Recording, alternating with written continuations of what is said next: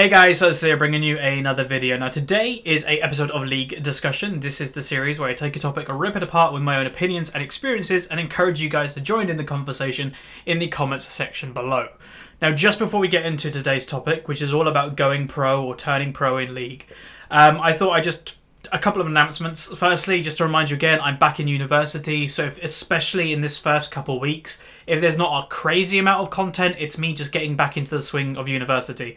I'm sure it will settle down and I can start doing 5 videos again, but tomorrow I'm actually at the Sony offices testing their new VR and a game that's coming out next year. Like, I'm pretty busy, so yeah, just bear with me if there's a bit of a dip in amount of content coming out, but trust me, I will be on top of that. What I'm probably going to start doing is I have Friday off. I'm probably going to turn that into a recording day that I can do like 3 episodes of Unranked to Diamond on that day every week. So at least I have at least 3 episodes of Unranked to Diamond per week that I just do on the Friday and then spread them throughout the week. That's the plan. But anyway, let's move on to today's topic, which, as said, is turning pro, or how to turn pro into League of Legends. Now, let's just get all this stuff out of the way of how am I qualified to talk about this? I've never been pro. So the first thing to say is I've been around for a very long time. I've been around since professional teams made forum posts on the League of Legends forums like TSM or Fnatic. You know, I've been that old in the League of Legends scene, and in that I've come into contact with a lot of professionals. You know, I probably have about half the LCS players on my friends list. I'm part of Dignitas, which at the moment we have 2 LCS teams. I know the professional scene fairly well, and I've spoken to a lot of them, and even myself, you know, I've won tournaments, been involved in that scene as well. So that's kind of my qualifications here, you know, talking to people and being a little bit involved in it. So yeah, there's the qualifications. So let's get into it. So for some people, this may be obvious. You know, there are a few obvious things, you know, be high rated and all that. That comes with time. But there are things that you can do now, even as a low rated player, that can basically help you in the future. So the big thing to say is, how do you become professional? First thing is, obviously, you need to be good at the game. Now, there are 2 ways of becoming a pro, in my mind anyway. You can either be an actual pro who plays the game, or you can become a professional coach. The coaching role is now becoming a more financially viable thing to do for a lot of people. You know, they're getting paid more closer to the players' wages, and you know, being a coach isn't actually that bad.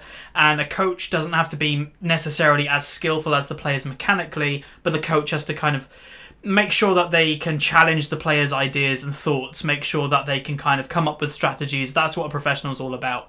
And you can do that right now. And trust me, even doing this will help you be a better player. So it's looking at the different scenes in, you know, the Korean scenes, Chinese scenes, watching Worlds, seeing what different teams do, and theory crafting what's going to be good in the next patch. You know, if you're involved in an esport organization, or, you know, you're coaching a team already, trying to predict the future is always a really big part, because if you make sure that you're always ahead of the meta, then you're always prepared for the next thing. So you can play the current meta, but you're thinking, okay, this meta is countered by the next thing. Let's actually practice what it, you know, the counter is, and therefore we are prepared for the upcoming meta changes if you are right in your prediction. A good coach is somebody that makes their team play the current meta things to a very high level, but also gets them prepared for the future. Okay, let's. I just wanted to get that out of the way, because there are, you know, being a coach is technically a professional thing, but the main point that I want to say is being a professional player. So the first thing to say is, I know a lot of young people dream about it. You know, oh, one day I want to be LCS, or one day I'm going to be on that stage, and for a very small amount of time, I thought that as well. Now, one thing to say, let me just get it out there straight away. I would never myself want to be a professional LCS player, or, you know, whatever region I'm in.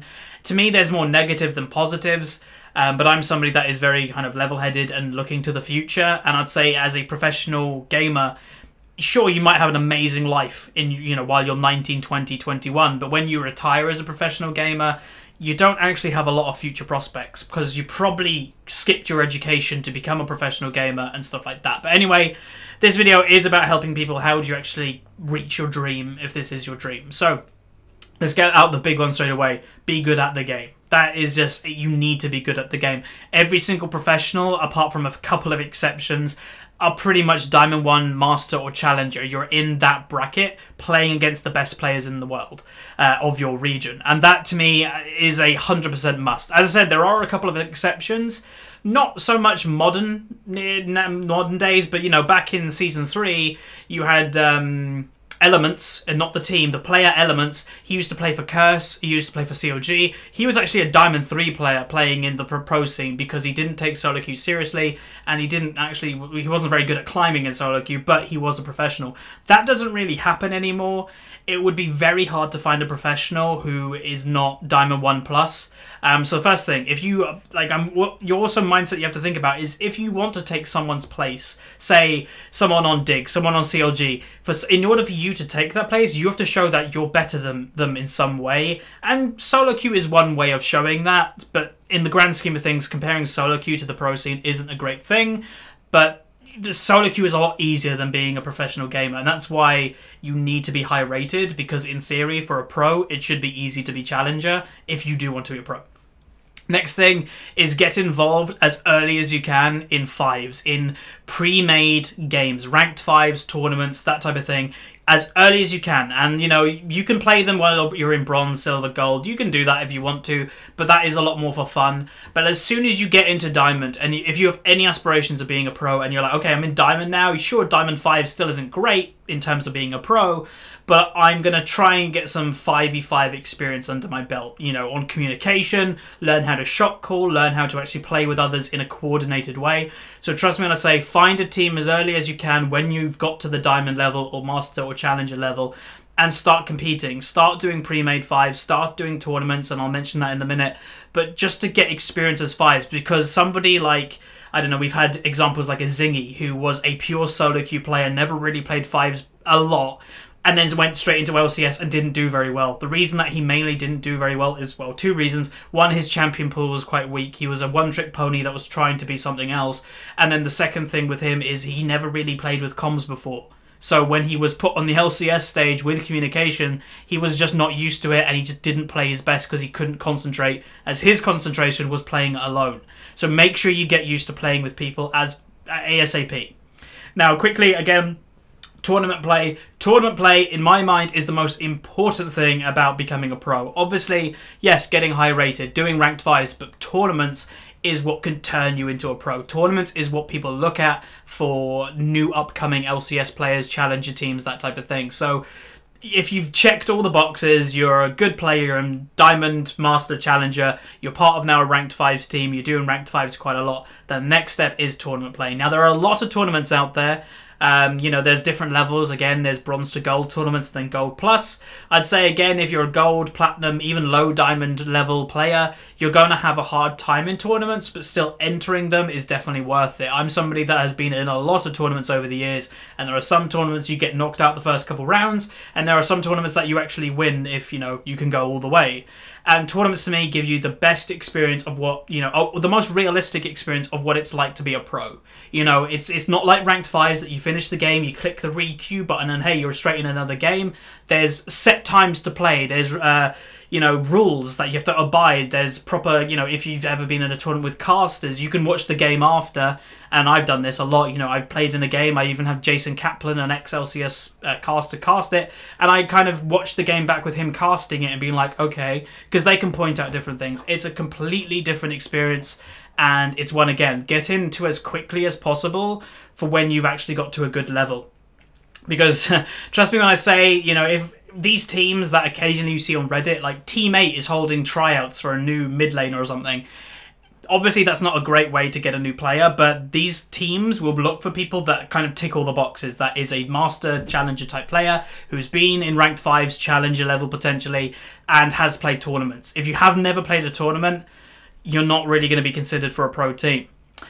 So the big thing, again, that I kind of want to say, so there are different avenues of becoming a pro. The first one is getting scouted and just taking one spot in a team, a pre-existing team. So if, I don't know, tomorrow TSM kick Turtle, they look for a new AD carry, that is a way to become a professional. If you're an amazing AD carry in solo queue, you get to know the other professionals. I'll get onto that later. But you get to know the other professionals and they just ask, hey, do you want to try out? That is one way. The second way of becoming a professional is being with a ranked 5s team that basically go through all the stages. So they go through ranked 5s, top 16 challenger at the end of each season move on to the challenger tournament, and then that makes the challenger series whoever wins them tournaments, and then you're in the official Coca-Cola challenger series or whatever it's called, and then you can compete in that, and whoever wins that moves on to LCS. So that is one way. So being in a competitive team is definitely a way you can get pro, being a very good solo queue player to get recognized, and also winning tournaments to get recognized as well. So let's move on to the point of getting to know pro players. This is a point that a lot of people really don't think about, obviously. But speaking from experience, you know, back in Season 3 when I was Diamond 1, pretty much most games, or every other game really, there was a LCS professional, or it wasn't even LCS back then, but there was a professional player in the game. And I got to know a fair amount of them. As I said, I've got a lot of them on my friends list. I talk to a few of them occasionally now to this day. And you get to know them. You know, in the higher rated you go, the less people there are. Therefore, you're playing with the same people over and over and over again. And those include professionals. So make a good appearance to them, play well, and they may add you, like they did with me, and you talk to them, and then eventually you might even duo queue with them. A big example to me was, some of you will probably know Jeebers. He played for Gamers 2. I'm not entirely sure who he plays for now. It might be Renegades. He might be a sub or something. He might be to do with them. But anyway, he was a pure solo queue player. And he started duo queuing with people like Crepo and stuff like that just out of solo queue. And then he got to be known more. He was in the kind of, let's say, the inner circle of pro players. Even though he was a solo queue player, he got into the inner circle. Hey presto, Gamers 2 picked him up, and then now Renegades, I think, have. So being a solo queue player, getting to know professionals is definitely another way. And obviously it's a way people think is a bit scumbaggy. You know, you're kind of jumping on a professional's back, even though you might be a very good player. It's just, you know, you're jumping on a pro's back, getting to know them, and then that pro player may recommend you to either their team or another team that may be looking for a player. But it's definitely a good way of doing it. So like I say, if you are ever in a solo queue game with a pro player, don't flip out, don't fanboy, don't fangirl. Just be normal and play well, and don't rage, and just be nice. Maybe compliment them a little bit more than you normally would a normal player or something. I don't know. Get on their good side, and that can definitely be a way. Now, the final point I want to make is a delicate one, and it's one people are like, oh, don't talk about that more. But it is the raging topic. So being a professional, you're basically the highest of the highest type of player in the game right now. You're the pinnacle of League of Legends. You're a pro. You're getting paid to literally play the game. Like me, I get paid to do videos. I don't get paid to play the game. These people are literally getting paid to play the game. So you're the pinnacle. You're the role models to a lot of people, millions of people. And the one thing to say, this industry is becoming more and more professional every single year. Like I said at the beginning of the video, I have been around since the start, really, of professional League. And it was a lot more relaxed back then. People were toxic all the time in Season 1, even professionals. And that has changed literally completely. Riot hate toxic professionals. They publicly humiliate them with these bans or fines. So that is one thing to say. If you are a toxic person, and you know you are, and you have any aspiration of being a professional player, you need to stop being toxic. I know that's very easy to say, but it's one thing that Riot doesn't like them. But as the industry is getting more professional, the organizations don't want to deal with toxic people. They don't need the headache. They don't need a article written by Thorin or something saying, you know, Rager Boy 6 has been suspended due to raging. That wasn't the best example, but you know what I mean. Like, they don't need that type of press involved in their organization, so they'd rather just neutral players or positive players to represent them. So that's pretty much it. That's how you become pro in League. So be good. Ranked 5 is a very good way. Tournaments is another. And just to finally go on tournaments, as I forgot to go back onto it. So as I said, there's a lot of tournaments out there for teams. You can probably find hundreds of them. Ones that I'd recommend. So again, my information might be a little outdated because I haven't done a lot of tournaments in the recent year or so. But there used to be a tournament called Go for LoL. And that used to run every single week. That was a good tournament to enter because there's a massive range of people involved. I think there was like 700 teams even, or around that number, and a lot of different range of skills. So if you're a, say, platinum level team, you'll be playing against silver, golds, but then a diamond team, so it could challenge you. Even challenger teams enter Go for LoL basically for free Riot points. And then you've got the official Riot Games ones. Again, my team actually, we've done one tournament in the last year and my team actually won it. I was in a team called Huzzy for LCS. It was a bit of a joke name, obviously. But we actually won the Riot Games Battleground UK and Ireland Open. There was 716 teams in it, and yeah, my team won. We didn't lose the game the whole tournament. And again, that had gold, that had bronze, silver, gold, the whole way. Every single skill pretty much was covered, and we won that tournament. And you know, that helps you get, you know, gets your name out there and stuff. Because if you go on the official Riot Battlegrounds UK page, it still to this day says Huzzy for LCS won that one. And stuff like that. You know, there's tournaments all over the place, and they're really good fun, and I definitely recommend to play them. As I said, even if you're not very good at the game, even if you're just a dead average player, it's a very good experience to have.